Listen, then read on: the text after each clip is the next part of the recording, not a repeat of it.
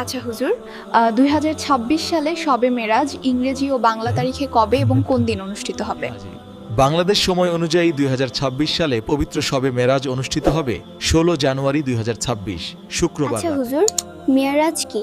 মেরাজ হলো সেই মহিমান্বিত অলৌকিক সফর যেখানে আল্লাহ তাআলা এক রাত্রিতে নবী মুহাম্মদ ওটাকে মক্কা থেকে বাইতুল মুকাদ্দাস এবং সেখান থেকে সপ্ত আসমান পেরিয়ে সিদরাতুল মুনতাহা পর্যন্ত আচ্ছা, নিয়ে হুজুর। যান। মেরাজ কখন সংঘটিত হয়?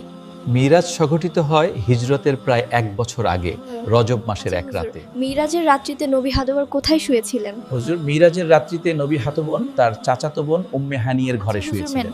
নবীকে কে মেরাজে নিয়ে গিয়েছিলেন? হুজুর আল্লাহর নির্দেশে ফেরেশতা জিব্রাইল নবীকে মিরাজে আচ্ছা নিয়ে হুজুর, যান। মেরাজের বাহনের নাম কি ছিল?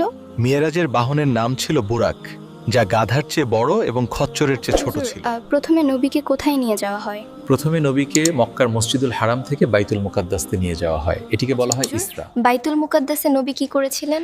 সেখানে নবী সকল পূর্ববর্তী নবীদের ইমামতি করে 2 রাকাত নামাজ আদায় করেন। আসমানে উঠানোর আগে নবীর সঙ্গে কি কি করা হয়? নবীর বুক মোবারক খুলে জমজমের পানি দিয়ে ধুয়ে ঈমান ও হিকমাহ দিয়ে আচ্ছা পূর্ণ হুজুর, করেন। প্রথম আসমানে নবী কাকে দেখেন? প্রথম আসমানে নবী অটমাটার হযরত আদমকে দেখেন। আচ্ছা হুজুর, দ্বিতীয় আসমানে কাদের সঙ্গে সাক্ষাৎ হয়? দ্বিতীয় আসমানে হযরত ঈসা ও হযরত জাহিয়ার সঙ্গে সাক্ষাৎ নবী হয়। তৃতীয় ও চতুর্থ আসমানে কাদেরকে দেখেন? তৃতীয় আসমানে নবী হযরত ইউসুফকে দেখেন, চতুর্থ আসমানে নবী হযরত ইদ্রিসকে দেখেন। আচ্ছা হুজুর, সুবহানাল্লাহ। পঞ্চম ও ষষ্ঠ আসমানে নবী কাকে দেখেন? পঞ্চম আসমানে নবী চোর হযরত হারুনকে দেখেন, ষষ্ঠ আসমানে নবী চোর হযরত আচ্ছা মুসাকে হুজুর, দেখেন। সপ্তম আসমানে নবী কাকে দেখেন? সপ্তম আসমানে নবী অনমান হযরত ইব্রাহিমকে দেখেন, যিনি বাইতুল মামুরে হেলান দিয়ে আচ্ছা হুজুর, বসেছিলেন। সিদরাতুল মুনতাহা কি? সিদরাতুল মুনতাহা হলো এমন একটি সীমা যেখানে ফেরেশতাদের জ্ঞান ও শক্তির আচ্ছা শেষ হুজুর, সীমা। মিরাজে নবী আল্লাহকে দেখেছেন কি? নবী আল্লাহ তাআলাকে চোখে দেখেছেন কিনা এ বিষয়ে সাহাবায়ে কিরামের মধ্যে ভিন্ন মত রয়েছে, তবে আল্লাহর সাথে সরাসরি কথা হয়েছে এতে কোনো সন্দেহ নেই। মিরাজে উম্মতের জন্য সবচেয়ে বড় উপহার কি?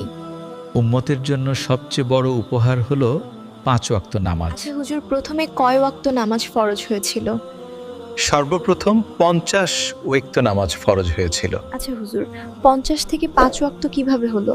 হযরত মুসার পরামর্শে নবী সাল্লাল্লাহু বারবার আল্লাহর কাছে আবেদন ফলে করেন। 50 কমে 5 ওয়াক্ত করা হয়, কিন্তু সওয়াব থাকে 50 ওয়াক্তের সমান।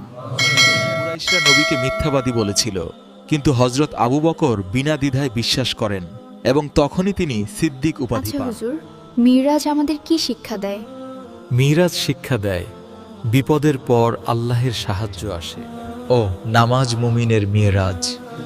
আল্লাহ তার প্রিয় বান্দাকে কখনো একা ছেড়ে দেন না। অসংখ্য ধন্যবাদ হুজুর, এত সুন্দর করে বুঝিয়ে বলার জন্য। মেরাজ নিয়ে আপনাদের কোনো প্রশ্ন থাকলে কমেন্ট বক্সে লিখে জানাবেন। দর্শকবৃন্দ, আপনাদের কোনো ব্যক্তিগত প্রশ্ন বা মনের কথা থাকলে কমেন্ট বক্সে লিখে জানাবেন, ইনশাআল্লাহ আপনাদের উত্তর। ভিডিওর মাধ্যমে দেওয়ার চেষ্টা করব। আর এই ভিডিওটি থেকে যদি সামান্য উপকারও হয়ে থাকে, তাহলে দয়া করে ইউটিউব চ্যানেলটি সাবস্ক্রাইব করুন ফেসবুক থেকে দেখলে ফলো বাটনটি চাপতে ভুলবেন না। এবং পাশে থাকা বেল আইকনটি চালু করে দিন যেন আগামী প্রতিটি উপকারী ভিডিও আপনাদের কাছে পৌঁছে যায়। আল্লাহ আমাদের সবাইকে কবুল করুন।